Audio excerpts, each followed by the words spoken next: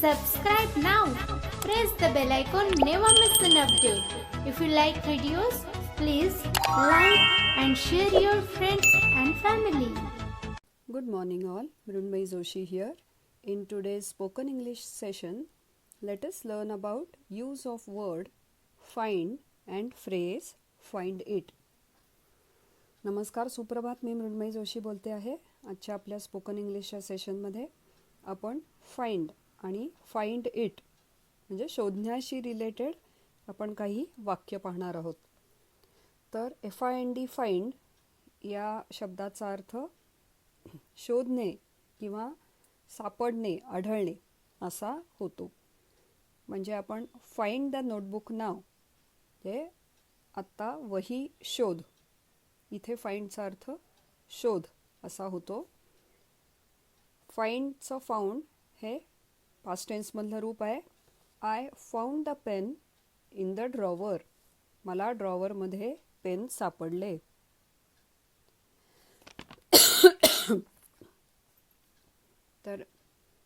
मला ड्रॉवरमध्ये पेन सापडले. Found the pen. आता आपण जेव्हा फाइंड इट अशी फ्रेज वापरतो म्हणजे structure find it or find something plus adjective plus to do something असं जेव्हा असतं तेव्हा त्याचं meaning it is use to express a particular opinion or feeling you have about something. एखाद्या गोष्टीविषयी मत व्यक्त करणं किंवा काही वाटणं ह्याच्याशी रिलेटेड फाइंड वापरलं जातं. कसं ते आपण बघूयात उदाहरणातनं. I find this book very interesting to read. I find this book very interesting to read.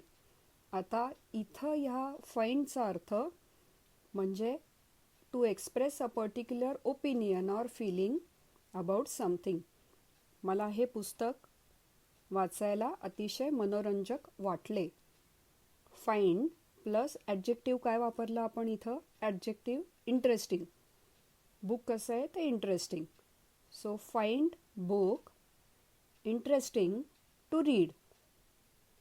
याचा अर्थ it is use to express a particular opinion or feeling you have about something. अजून 2 वाक्य बघूया त्यातली आपण. I find it hard to pass the English exam. मला इंग्रजीची परीक्षा पास व्हायला अतिशय कठीण वाटत आहे. अजून एक उदाहरण. I find it difficult to approach that person. तर आपण इथे find it plus adjective plus do something असं फाइंड इटची फ्रेज आपण वापरली. तसंच अजून आपण find something or someone plus adjective किंवा नाउन असंही वापरू शकतो. It is use to say that you have discovered something after you have experienced it. म्हणजे काय तर काही गोष्टीचा अनुभव आल्यावर एखादी गोष्ट जी सापडते किंवा वाटते त्या संदर्भातही आपण ही फ्रेज वापरू शकतो. स्ट्रक्चर कसं आहे? Find something or someone plus either adjective or noun.